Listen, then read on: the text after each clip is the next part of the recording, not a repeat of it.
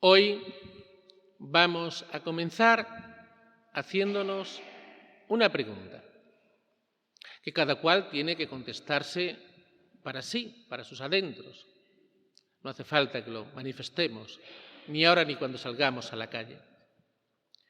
Imagínense ustedes que un día, por cualquier circunstancia, un domingo, no estamos ningún sacerdote aquí en Arroyo. Por ejemplo, uno está de vacaciones y el otro se pone enfermo, o sufre un accidente, lo que sea, y no hay sacerdotes para celebrar misa en Arroyo, ¿no? Surge un domingo por la mañana temprano y no puede haber misa.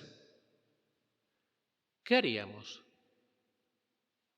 Cogeríamos nuestros coches y nos iríamos, por ejemplo, a Liseda, que es misa a la 1, o a la estación, que tenemos misa a la 1:15, o a Navas, o a Malpartida. ¿Haríamos eso? No lo sé, lo que estará contestando cada uno en su interior. De hecho, hay personas que de otros pueblos vienen aquí a escuchar misa, sobre todo los sábados, gente de Liseda que viene. Pero la gran mayoría, pienso yo, que diría, no hay sacerdote, no hay misa, me quedo tan tranquilo, yo no voy a coger el coche para ir a otro pueblo, ni voy a buscar quien me lleve, ni nada de esas cosas. Creo que la gran mayoría haría así. Es lo que hemos visto bastante, en la pandemia. En la pandemia hemos aprovechado, como estamos dispensados, al principio estaban las iglesias cerradas, es verdad, pero después se abrieron.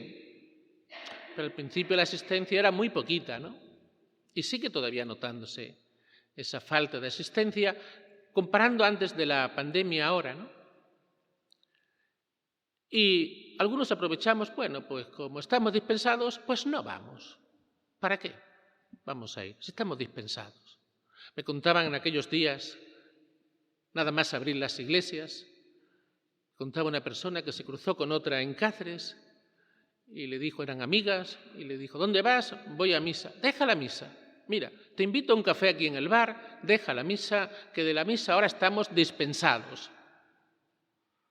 Qué curioso, ¿no? Para ir a misa, que es un templo grande, donde las posibilidades de contagio son muy pequeñas, como se ha demostrado, En las iglesias no ha habido contagios.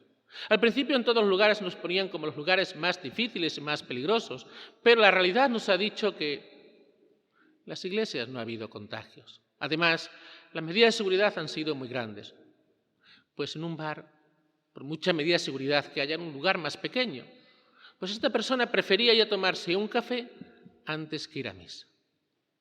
También hemos argumentado diciendo, pero es que eran cosas necesarias. Es que ir a comprar es necesario, porque los comercios nunca se cerraron, ¿no? Siempre fuimos, ¿no? Es que eso eran cosas necesarias. La pregunta que tenemos que hacernos es, ¿las cosas de Dios no son necesarias?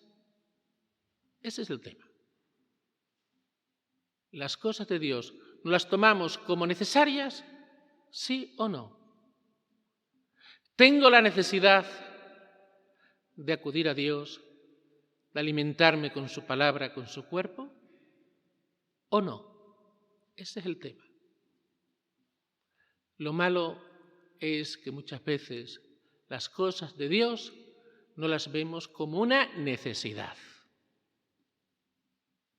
Y si las cosas de Dios para nosotros no son una necesidad, malo. ¿Por qué digo todo esto? Digo todo esto porque es de lo que nos habla el Evangelio de hoy. El Evangelio de hoy nos presenta a un administrador que es corrupto, que es un ladrón de guante blanco, como diríamos nosotros hoy en día. Y comete, dos delitos. El primero, que es cuando lo descubre su jefe, es derrochar los bienes de su jefe. Primer delito, porque no era suyo ese dinero, esos bienes. Y en segundo lugar, cuando el jefe lo descubre, ¿qué hace? Le dice, te voy a despedir, dame el balance de tu gestión que te voy a despedir. y vuelve a robar. ¿Qué es lo que hace? Facturas falsas. Acude a los deudores de su jefe y le dice, ¿tú cuánto debes? ¿Tanto? Pues venga, te pongo la factura mucho menos y ya está. ¿Con qué vista hace esto? Este administrador es muy astuto, es un ladrón, pero no es tonto. Tonto no es muy listo, es muy astuto. ¿Por qué hace eso? Él se pregunta, mira, para acabar ya no tengo fuerzas, ya a mis años no estoy yo para acabar ahora. Para mendigar, pues me da mucha vergüenza. ¿Qué voy a hacer? Pues voy a hacer estas facturas falsas para granjearme la amistad de esas personas y después ya tener alguien que me reciba en su casa cuando me echen de este trabajo. Es muy astuto. Es un ladrón, roba en varias ocasiones, 2 nos dice el Evangelio, pero no es tonto. Entonces, este Evangelio muchas veces lo interpretamos mal, porque Jesús no está alabando a este administrador, no. Él alaba su astucia, porque es muy astuto, digamos, para asegurarse los garbanzos, ¿no? Como decimos en nuestra tierra, para asegurarse la comida. Es muy astuto. Jesús alaba la astucia de este administrador, pero lo hace comparando. Aunque digamos que las comparaciones son odiosas, pero aclaran mucho en muchas ocasiones. Las comparaciones suelen aclarar muchísimo. Y eso es lo que hace Jesús. ¿Y qué es lo que compara Jesús? Jesús compara el esfuerzo, la dedicación, el empeño que le ponemos a las cosas de este mundo y el poco esfuerzo, el poco empeño que le ponemos a las cosas de Dios. Eso es lo que hace Jesús. Admira el esfuerzo que le ponemos a las cosas de este mundo en comparación a las cosas de Dios. O sea, nos está diciendo que tendríamos que poner mucho más esfuerzo a las cosas de Dios, que son mucho más importantes que las cosas de este mundo. En el fondo, Jesús nos está echando en cara todo ese esfuerzo que ponemos en las cosas de este mundo en comparación con las cosas de Dios. Y no me digan que esto no le pasa a muchos cristianos. Voy a poner 3 ejemplos. Aquí las comparaciones, que suelen ser odiosas, pero nos aclaran muchísimo. Llegan, por ejemplo, las ferias de Cáceres. ¿Cuánta gente va a las ferias? Que yo no lo veo mal, por supuesto. Está bien que vayamos a las ferias.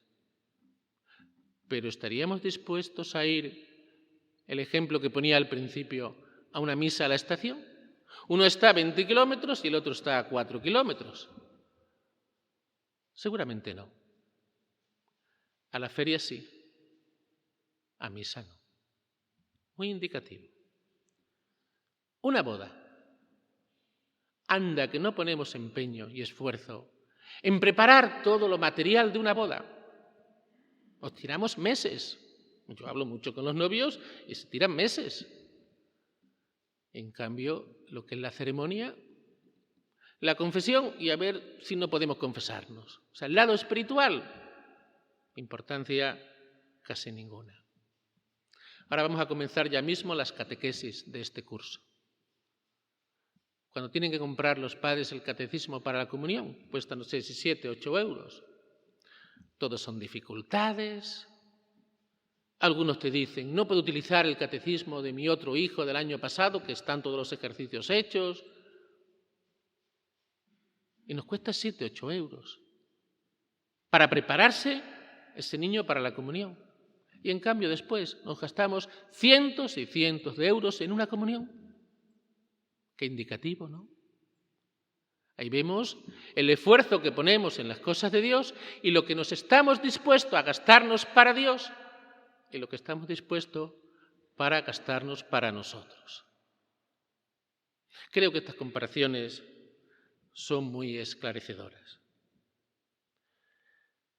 Creo que todo esto es muy indicativo de qué es lo realmente importante para nosotros. Podemos decir, no, para mí muy importante es Dios. Sí, pero tus obras están diciendo lo contrario. Y yo creo que creemos antes a nuestras obras que a nuestras palabras. Las obras son las que realmente nos dicen a nosotros qué es lo importante en nuestras vidas. Este Evangelio nos pone ante Dios qué es lo realmente importante para nosotros. ¿Dónde ponemos nuestros esfuerzos? Donde ponemos nuestros esfuerzos, allí está nuestro corazón. Allí está lo que realmente es importante para nosotros. Donde ponemos nuestros esfuerzos y nuestro empeño, eso es el centro de nuestras vidas. Eso es lo que amamos. Dicho de otro modo, esos son nuestros dioses. Eso es lo que amamos sobre todas las cosas. Ese lugar lo tendría que tener Dios. Pero por desgracia muchas veces en nuestras vidas ese lugar lo ocupan las cosas de este mundo. Cosas pasajeras. Dios es eterno. Tenemos que saber dónde ponemos todos nuestros esfuerzos. Y a veces tenemos ya frases hechas con las cuales justificamos esto. Por ejemplo, solemos decir, es que está antes la obligación que la devoción.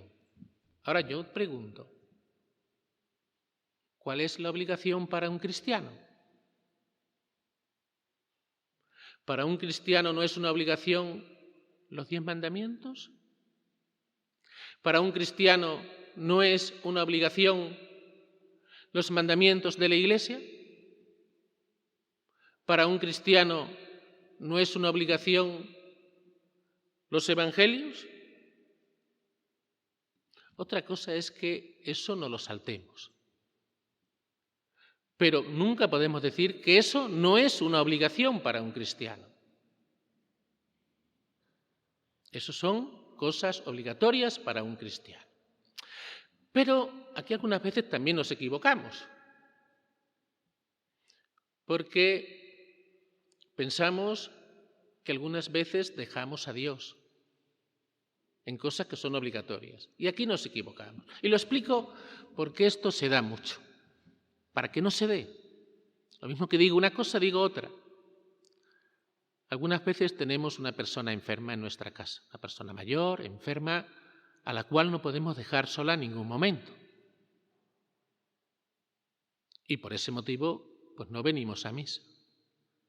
¿Esa persona está pecando? No. ¿Está dejando de cumplir una obligación de la que hablaba antes, de esa obligación? Tampoco. Esa persona no está faltando a su obligación, que es cuidar al enfermo. Pero es que, y esto es lo importante, esa persona tampoco está dejando a Dios. Esa persona no está dando a Dios de lado. Esa persona está atendiendo a Dios en la persona enferma. Y esto es lo que tenemos que tener claro.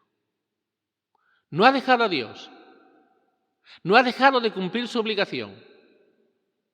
Ha estado con Dios.